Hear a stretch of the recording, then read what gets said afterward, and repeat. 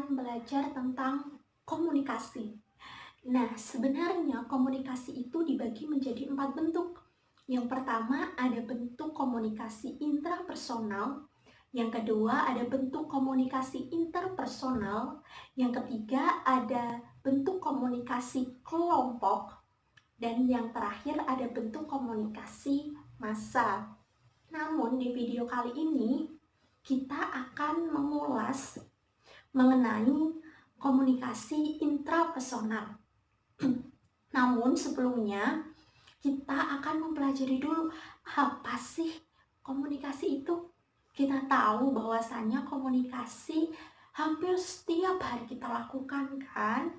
Nah, jadi yang dimaksud dengan komunikasi itu penyampaian pesan atau simbol secara verbal ataupun nonverbal yang dilakukan oleh komunikator kepada komunikan, yang harapannya komunikan ini dapat mengubah pikiran, perilaku, ataupun sikap. Jadi feedback yang didapat oleh komunikator ini saat komunikan dapat mengubah pola pikir, sikap, dan perilaku yang sesuai dengan pesan yang disampaikan oleh si komunikator. Nah, kenapa sih kita perlu banget melakukan komunikasi? Mesti ada tujuannya dong. Jadi tujuan yang pertama yaitu untuk sharing. Jadi tadi komunikator ini kan memberikan informasi kepada komunikan. Jadi dia berbagi informasi, dan saat dia berbagi informasi otomatis dia mengingat, berpikir, dan pasti dia akan bertambah pintar juga. Lalu yang kedua adalah relasi. Kita tahu bahwa sebagai kaum milenial mempersiapkan diri untuk industri 4.0 itu sangat penting kan?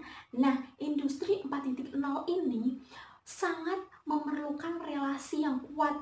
Jadi ketika kita semakin banyak melaksanakan komunikasi dengan orang banyak, maka semakin besar pula relasi kita. Dan kesiapan kita untuk menghadapi industri 4.0 pun juga semakin matang. Lalu yang ketiga yaitu edukasi.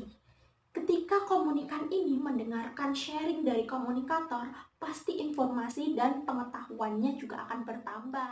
Nah, itu dia pengertian dari komunikasi dan tujuan dari komunikasi. Untuk materi intinya yaitu komunikasi intrapersonal. Jadi apa sih komunikasi intrapersonal itu? Nah, komunikasi intrapersonal ini merupakan komunikasi dengan diri sendiri yang berupa proses pengolahan informasi yang ditangkap oleh panca indera dan sistem syaraf manusia. Nah, menurut De Vito pada tahun 1997, komunikasi intrapersonal adalah komunikasi intrapribadi yang merupakan komunikasi dengan diri sendiri yang bertujuan untuk berpikir, melakukan penalaran, menganalisa, dan merenung.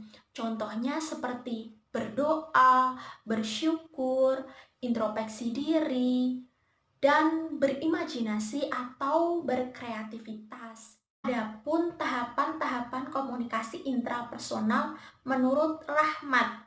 Jadi menurut Rahmat ini terdapat 4 tahapan komunikasi intrapersonal. Yang pertama yaitu sensasi. Sensasi pada dasarnya merupakan tahap awal dalam penerimaan informasi. Nah, sensasi ini berasal dari bahasa Latin, yaitu sensatus, yang artinya dianugerahi dengan indera atau intelek. Jadi, sensasi adalah suatu proses penginderaan, yaitu proses diterimanya suatu stimulus oleh alat indera atau reseptor. Tahap yang kedua yaitu persepsi. Jadi kata persepsi ini berasal dari bahasa Latin yang memiliki arti menerima atau mengambil. Persepsi ini dalam arti sempit yaitu penglihatan atau bagaimana cara seseorang melihat sesuatu. Nah, sedangkan dalam arti luas, pandangan atau pengertian dari persepsi yaitu bagaimana cara seseorang memandang atau mengartikan sesuatu.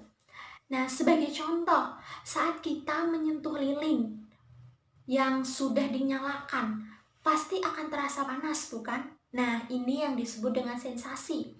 Namun, kita berpikir bahwa lilin adalah alat penerang saat listrik padam. Ini merupakan persepsi. Lalu tahap yang selanjutnya yaitu memori.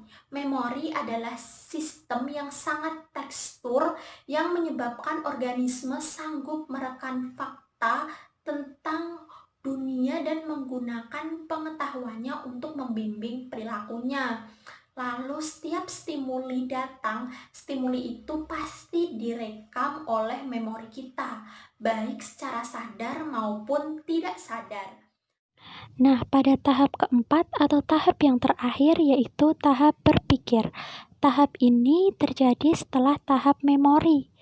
Dan tahap berpikir ini yaitu ketika seseorang mengolah dan memanipulasi informasi untuk memenuhi kebutuhan atau memberikan suatu respon.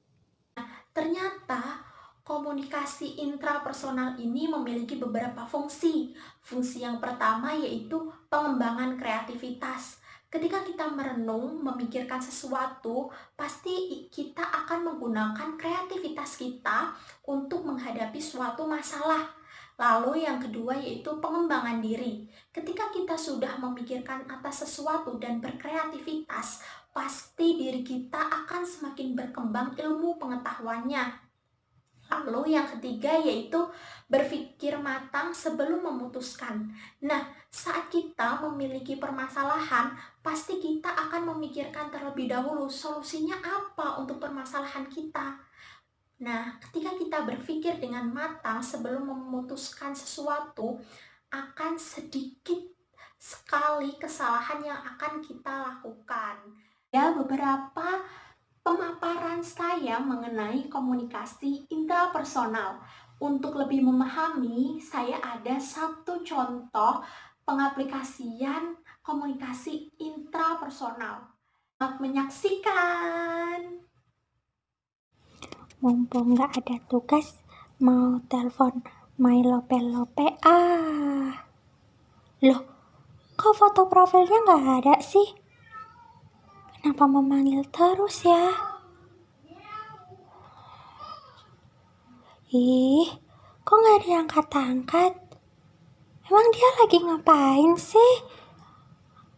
Apa WA aku diblokir? Jangan-jangan dia lagi jalan sama cewek lain. Ih, kesel, menangis.